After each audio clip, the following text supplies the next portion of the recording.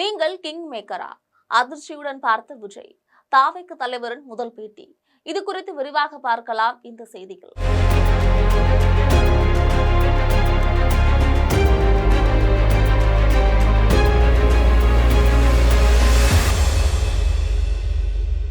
நடிகர் விஜயை முதன்முறையாக என்டிடிவி பேட்டி எடுத்திருக்கு.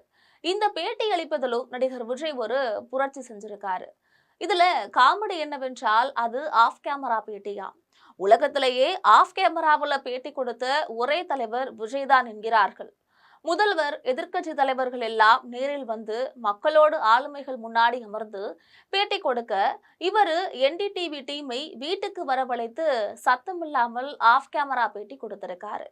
சென்னையில நடைபெற்ற என்டிடிவி நடத்திய மாநாட்டில் முதல்வர் ஸ்டாலின், எதிர்க்கட்சி தலைவர் எடப்பாடி பழனிசாமி ஆகியோர் பங்கேற்று உரையாற்றினர். ஆனால் நடிகர் விஜய் என்டிடிவி தலைமை ஆசிரியர் ராகுல் கன்வால், நிர்வாக ஆசிரியர் ஷிவ் அரூர் மற்றும் அரசியல் பிரிவு ஆசிரியர் வாசுதா வேணுகோபால் ஆகியோரை வீட்டுக்கு வரவழைத்து பேட்டி கொடுத்திருக்காரு.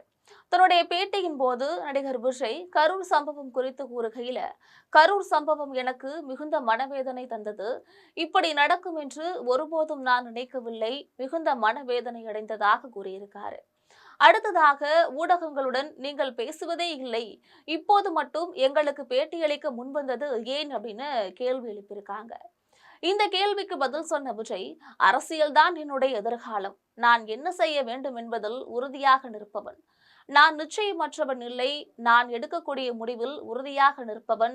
தேசிய ஊடகங்களுடனான என்னுடைய முதல் உரையாடல் இதுதான். இதனை ஒரு வகையான மாதிரி நேர்காணல் என்றுதான் நான் கூறுவேன். நான் போதுமான அளவு பேசுவதில்லை என்று மக்கள் கருதுகிறார்கள் என்பது எனக்கு தெரியும். ஆனால் நான் என்னுடைய உரைகள் மூலமாக பேசுகிறேன். நான் எப்போதும் தொடர்ந்து பேசிக்கொண்டுதான் இருக்கிறேன் அப்படின்னும் தெரிவிச்சிருக்காரு.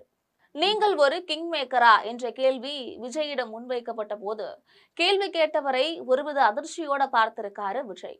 பின்னர் அந்த கேள்விக்கு பதில் கூறுகையில, நான் எதிர்காலத்துக்காக போராடுகிறேன், வெற்றி பெறவே போராடுகிறேன், வெற்றி எனக்கு கிடைத்துவிடும், அதனால் நான் கிங் மேக்கராக இருக்க வேண்டிய அவசியம் இல்லை அப்படின்னும் தெரிவிச்சிருக்காரு. அடுத்ததாக, நீங்கள் நேரடியாக பதிலளிக்க தயங்குகிறீர்கள் அல்லது தன்னம்பிக்கை குறைவாக இருப்பதாக பலரும் கருதுகிறார்கள். அதற்கு உங்கள் பதில் என்ன என்ற கேள்வி விஜயிடத்துல முன்வைக்கப்பட்டிருக்கு. இதற்கு பதில் சொன்ன விஜய், இது உண்மை என்று நான் நினைக்கவில்லை. உங்களின் அனைத்து கேள்விகளுக்கும் நான் நிதானமாகவும் தெளிவாகவும் பதிலளித்தேன். நான் ஏன் இங்கு இருக்கிறேன் என்பதில் எனக்கு எந்த குழப்பமும் இல்லை. நான் ஒரு முடிவெடுத்து விட்டேன். நான் சினிமாவை விட்டுவிட்டேன். அரசியல்தான் என்னுடைய எதிர்காலம் என்று உறுதிபட விஜய் பேசியிருக்காரு. அரசியலுக்கு வந்தது ஏன் என்ற கேள்விக்கு, கோவிட் காலத்திற்கு பிறகு நான் அரசியலில் ஈடுபடுவது குறித்து மிகவும் தீவிரமாக சிந்தித்து வந்தேன். இது திடீரென எடுத்த முடிவு அல்ல அப்படின்னும் பதில் சொல்லியிருக்காரு. ஜனநாயகன் படத்தை பற்றி விஜய் பேசுகையில, எனது அரசியல் வருகையால ஜனநாயகன் திரைப்படம் பாதிக்கப்பட்டுள்ளது என்று தயாரிப்பாளர்களுக்காக நான் வருத்தப்படுகிறேன்.